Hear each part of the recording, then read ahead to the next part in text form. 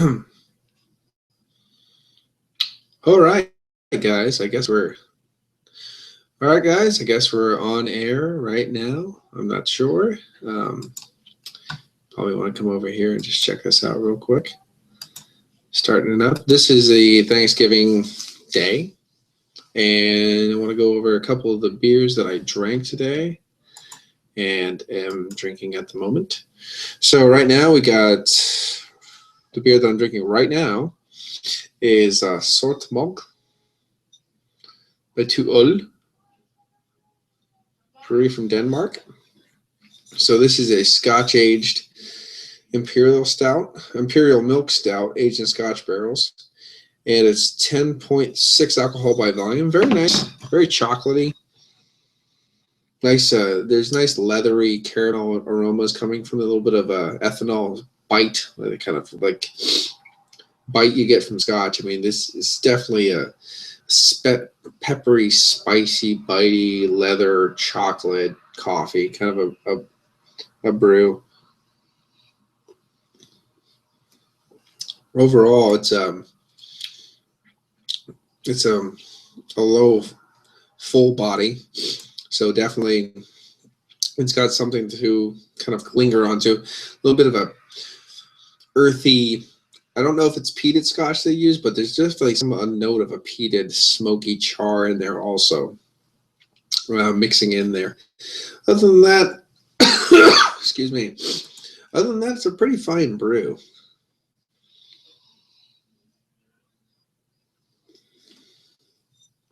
I like those subtle leather tones that I'm getting out of this a lot. So, haven't had a lot of Tool stuff, but ever since I saw Peter, Master of Hoppets, review this one, I think DJ reviewed this one recently too, but it's always been on my get list, and I found this one up in Premier Gourmet in Buffalo, New York. When I went up there, I was actually up with Matt, I think. Massive Beer Reviews. We came down for the Albino Rhinos Beer Fest and got a chance to see that one. I was a 9 out of 10 all day. 9 out of 10 all day. It's really nice. I get the Scotch essence. It's not overbearingly Scotched, but it is giving a uniqueness to it that, like a lot of bourbon barrels and stuff, they just has something different to it that's really nice. Really, like I said, a really bitey, peppery Scotch, leather. So I'll probably 9 out of 10 on that one. Excuse me. I'm going to walk back a little bit and go to the Stillwater Surround. This is an oak smoked imperial wheat stout. I'll have to see that. It might be a little bit too bright in here. So I'll just get the light around there. Stillwater. I think you can see that. Stillwater. And this one comes in at a tiny 10% alcohol by volume. This was actually sent to me by the great Ethan Flair, baby, of Ethan's Beer Reviews.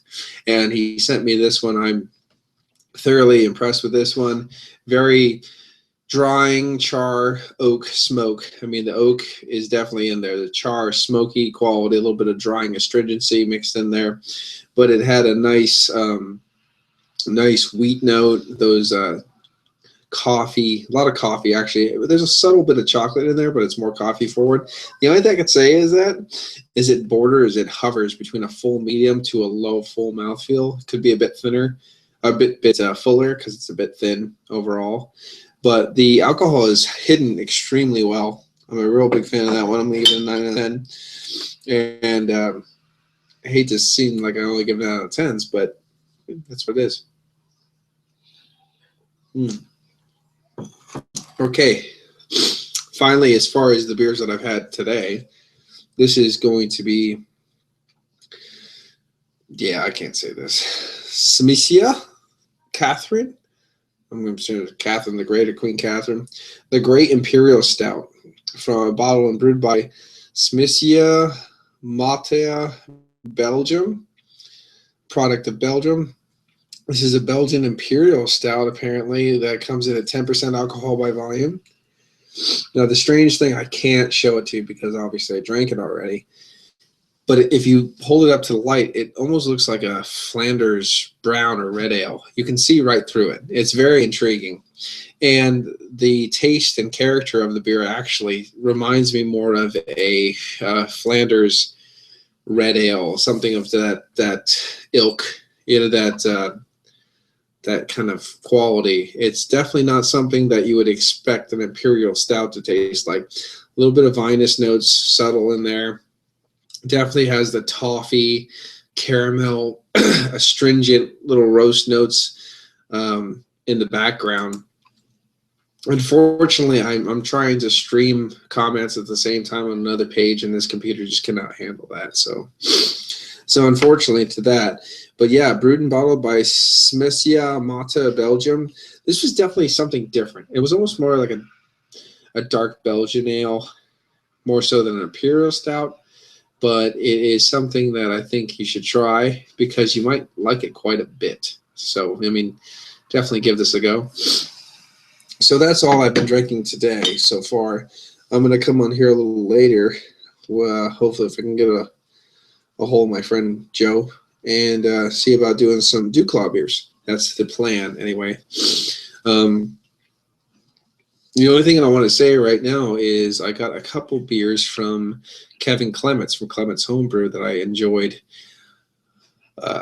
Just to go through what he sent me. He sent me a couple different beers. He sent me his homebrewed blueberry mead that was very nice. It was very interesting. It was basically like, sweet fruit wine mixed with a dry wine and a red wine. It had a lot of different characteristics that were pretty well, and it was before the back sweetening, so it was definitely something that had more like a tannic acidity to it that was really nice.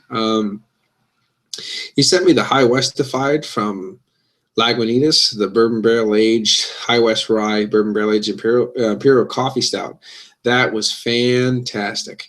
Lots of spicy, peppery, caramel bourbon notes, lots of chocolate, lots of coffee, lots of just good charged roast notes. And it hovered on that low, full mouthfeel, touching medium at times.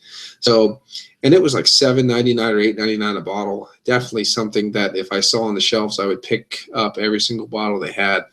Absolutely. The other massive bottle that he sent me was the barrel-aged Bigfoot. So very thankful for that, Kevin Clements, because this was something that I wouldn't have been able to get myself. And much like the Lagunitas. That was pretty damn fine. I mean, the bourbon was spot on, big bourbon. The sweetness and, well, the bourbon was nice, but there was also this amazing vanilla that came from the barrel aging, the vanilla and the caramel sweetness from the actual barley wine itself. It really added a whole complexity level, and it balanced on top of this earthy, peppery hop base that it had too, because it's still an American barley wine 2015 edition. So it all played very well. And if you have a problem with hops at all, just age it for 27 years, right? But anyway, if you age that for a couple extra years, that would go away even more. The only thing I would have to say is mixing it with that hop profile that the bourbon barrel aged Bigfoot from 2015 had, it already had a slight mustiness in the hops. So you're probably going to want to age that for like more than 5 years, just to make sure all that hop character has dissipated and blended through the beer, so you don't get any kind of musty hop milky nastiness in there. It's hard to describe because you really can't talk down the beer too much, but that's just something that I found with Bigfoot. If you have to either get it ancient or fresh, and that's the thing about that. So just give that a thought. But I just wanted to give you a little quick update, a little live. Oh yeah, that's what happens. That just falls over like that because I don't have a place to put that.